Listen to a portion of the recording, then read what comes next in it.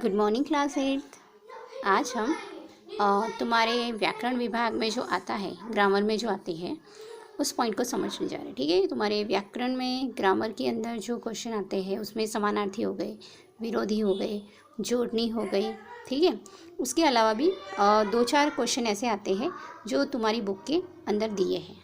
जो उसमें पहला है शब्दकोश प्रमाणे शब्दों ने गोठो। ओके, नीचे ना शब्दों ने शब्दकोश ना क्रम में गोठो। अब शब्दकोश होता क्या है और उनका क्रम क्या होता है, वो आज हम इस वीडियो में समझने जा रहे हैं। तो ध्यान से समझना है इस ग्रामर के पॉइंट को। ठीक है, तो आज हम पेज नंबर 18 और 19 दो पेज को समझेंगे। ठीक है, अब शब्दकोश किसे कहते हैं उसको पहले समझ लेते हैं। तो शब्दकोशનો ઉપયોગ કેવી રીતે થાય છે, તો अब यहाँ पे एक बात बताई है कि वाँचता वाँचता कोई एवो शब्द आवे कि जेनो अर्थ આપણને न आवड़तो હોય तो तेनो अर्थ केवी रीते जाणवो। ठीक है, कि अभी हम कोई स्टोरीज पढ़ते हैं, जैसे तुम इंग्लिश में पढ़ते हो, इंग्लिश में कोई वर्ड समझ में नहीं आता है तो तुम किसकी हेल्प लोगे? डिक्शनरी की। ठीक है, अब यहाँ पे गुजराती की बात करी है कि गुजराती में तमने स्टोरी वाँचता वाँचता कोई एवा शब्द न खबर पड़े, उसकी मीनिंग न पता चले, ठीक है, पता ही नहीं हो कि उसका मीनिंग क्या होता है, तो उस टाइम पे तुम क्या करोगे? तो અહીંયા એવું કીધું છે કે વાંચતા વાંચતા કોઈ એવો શબ્દ આવે જેનો અર્થ આપણને ન આવડતો હોય તો તેનો કેવી રીતે જાણવો। તો પાઠ્યપુસ્તકમાં તો આવા અઘરા શબ્દોની સમજૂતી પાઠ નીચેના शब्दार्थમાં આપી હોય છે। ओके, कि तुम्हें हर लेसन के एंडिंग में मीनिंग दिए होते हैं, कुछ जो ऐसे हार्ड वर्ड होते हैं उनके।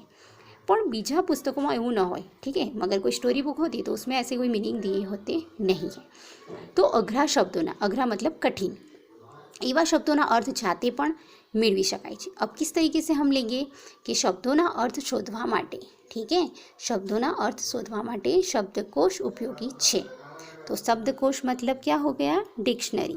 ठीक है, तो इंग्लिश वाले जो होती है उसको हम बोलते हैं डिक्शनरी, और गुजराती के जो वर्ड आते हैं, ठीक है, जिसमें मीनिंग दिए होते हैं तो उसको बोलते हैं शब्दकोश। ध्यान में रखना, शब्दकोश में शब्दों क्रम केवी रीते गोठवामां आवे छे, जैसे अल्फ़ाबेट के ऑर्डर में दिए होते ना, तो उसी तरीके से गुजराती में उसका क्रम क्या है। अब गुजराती में उसका क्रम जानने के लिए पहले हमें ये जानना पड़ेगा कि हमें क से ग तक वो क ख ग, ठीक है, वो आते हैं कि नहीं व्यंजन, और स्वर कौन कौन से हैं वो भी जानना पड़ेगा। ठीक है, तो हम स्वर देख लेते हैं, अ आ ई ई उ ऊ ए ऐ ओ औ अन अह, ठीक है, गुजराती के। उसके बाद क से ग व्यंजन, क ख ग ग ग ग छ छ ज ज, ठीक है, य से ज्ञानी तक होता है।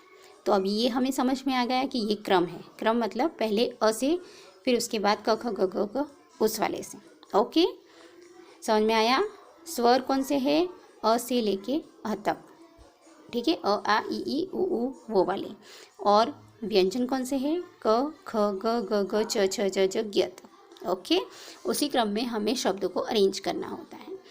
अब दूसरा पॉइंट हमें है कि शब्दकोश में सौथी पहला, ठीक है, अगर तुम्हें अलग अलग शब्द दिए होते हैं तो शब्दकोश में अरेंज करने के लिए बोले तो पहले तुम्हें कौन सा स्वर वाला शब्द ढूंढना है। ठीक है, स्वर का जो लेटर हो, तो स्वर का अगर लेटर अ वाला है, ठीक है, अ है, ठीक है, तो हमें अ वाला वर्ड रखना है, आ है तो आ वाला रखना है। तो इस तरीके से हमें अ आ ई उ इस तरीके से ढूंढना है। ओके, अने छेल्ले कयो? ह थी शुरू थता शब्दों, ठीक है, जिसमें स्वर वाले जो भी शब्द होते हैं, जैसे अ से शुरू हुआ, फिर उ से शुरू हुआ, फिर ए से शुरू हुआ, तो ये 3 वर्ड आ गए। उसके बाद क से शुरू हो रहा है, ठीक है, कागड़ लख्यू है, बराबर है, गाजर लख्यू है, तो उसके बाद फिर वो वाले शब्द आएंगे। ओके, तो ये वाला ध्यान में रखना। अब इसमें एक मेन पॉइंट जो है वो क्ष और ज्ञ की बात करी, ये अंडरलाइन करके रखना और समझना जरूरी है कि जब अगर वर्ड, सभी वर्ड के बीच में क्ष से क्षत्रिय वाला शब्द हो तो उसको हम एंड में रखेंगे या बीच में रखेंगे। तो उसकी बात बताते हुए कहा है कि क्ष जो है, ठीक है, क्ष जो लेटर है उसमें कौन कौन से 2 लेटर ऐड है, तो क और श, ठीक है, क्ष हम बोलते हैं तो इसमें क और श दोनों का प्रोनाउंसिएशन होता है। तो आ जोड़ाक्षर होवाथी क्षनी शुरू थता शब्द, कि अगर बाई चांस सारे शब्दों के अंदर क्ष से क्षत्रिय वाला वर्ड आता है तो हम उसको लास्ट में नहीं डालेंगे, किसके बाद डालेंगे? क के बाद, ठीक है, क्योंकि एक क्ष के अंदर ही क आ जाता है, क और श दोनों आ जाते हैं। इसीलिए अगर क्ष से क्षत्रिय वाला शब्द कोई होगा तो हम उसको क लेटर के बाद कागड़ के बाद हम क्षत्रिय डालेंगे, ठीक है। तो इस तरीके से समझ आई। उसके बाद य से ज्ञानी की बात करी, वो भी लास्ट लेटर है तो उसको भी हमें लास्ट में नहीं रखना है। अब यहाँ पे ज और ग को जोड़ाक्षर मतलब जोड़कर बनाया होता है। कौन सा? य से ज्ञानी। तो ज से जोड़कर बनता है, इसीलिए हमें य से ज्ञानी से शुरू होने वाला शब्द जो होता है, ज्ञान अगर दिया है तो ज्ञान वाला शब्द हमें ज के बाद का क्रम, ज से जहाज के बाद जना क्रम में आवे छे। ओके, ज वाला शब्द है तो ज, नहीं तो ज के बाद जो शब्द आता है उसमें य से ज्ञानी का शब्द रखना होता है, ठीक है। इसके कुछ वर्ड मैं तुम लोगों को बाद में लिख के बताऊंगी। ओके, समझ में है? श वाला शब्द क के बाद आएगा और यह वाला जो है वो ज के बाद आएगा। ओके, क ख ग ग ग, तो क के बाद अगर ख वाला शब्द है और श से क्षत्रिय वाला भी है तो तुम लोग पहले क के बाद कौन सा लिखोगे? क्षत्रिय, फिर उसके बाद लिखोगे खरगोश या खातर, जो भी वर्ड दिया होता है, ठीक है। अब यहाँ पे तुम्हें दिया है मगर, मगर दिया है, उसके बाद लिखा है ज्ञान लिखा है, उसके बाद लिखा है जगत लिखा है, ठीक है। तो अब जगत लिखा है, मगर लिखा है और ज्ञानी लिखा है, तो तुम लोग पहले क्या लोगे? जगत लोगे, ठीक है। अब ज के बाद फिर हमें कौन सा वर्ड लेना है? ज्ञ से ज्ञानी वाला, फिर लास्ट में कौन सा आएगा? म वाला। ओके, अब तीसरा वाला है कि क थी ह સુધી શબ્દોના કોષના ક્રમમાં ગોઠવાય છે।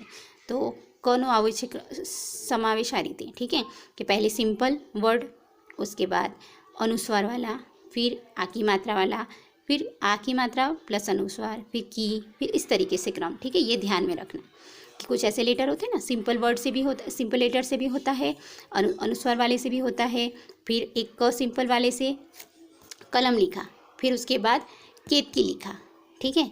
तो तुम्हें ध्यान में रखना कि पहले क आएगा सिंपल, फिर आएगा एक ही मात्रा वाला, ठीक है। बीच में ये लेटर वाले नहीं होंगे तो कोई बात नहीं है। तो हम अल्फ़ाबेट ऑर्डर में जाते हैं, उसी तरीके से 12 अक्षरी के ऑर्डर में हमें जाना है।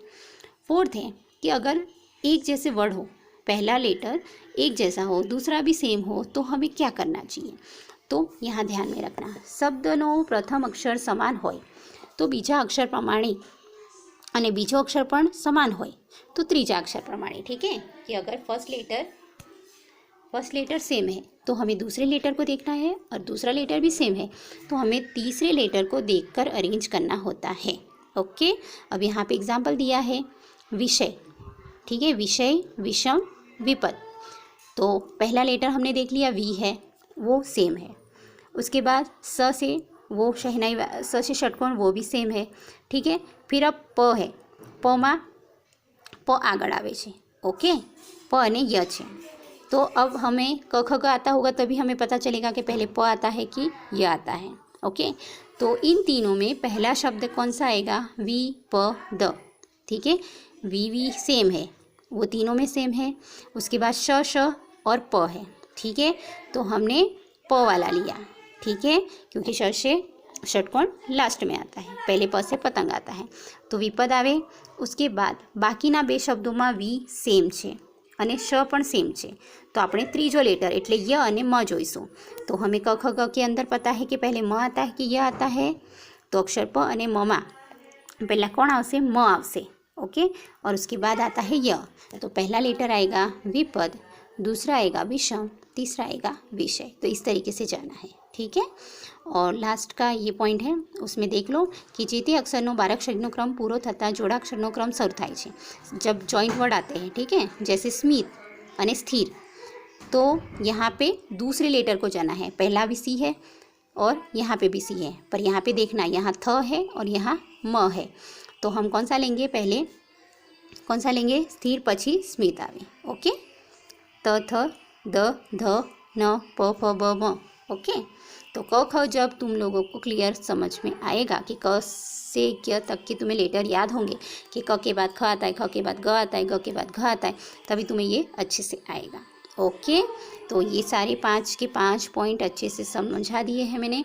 तुम लोग एक बार बुक लेकर बैठना और जो शब्दकोश वाले अरेंज करने वाले तुम्हारी टेक्स्ट बुक के पीछे भी दिए होंगे तो उसको देखना। Okay, thank you.